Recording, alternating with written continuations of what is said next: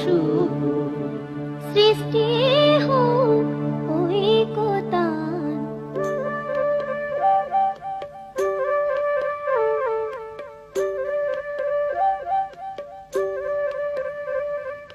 তুম মোর ସ୍ୱରର ମିଳନ ସୃଷ୍ଟି କରି ଚାଲୁ ଐକ୍ୟତାନ।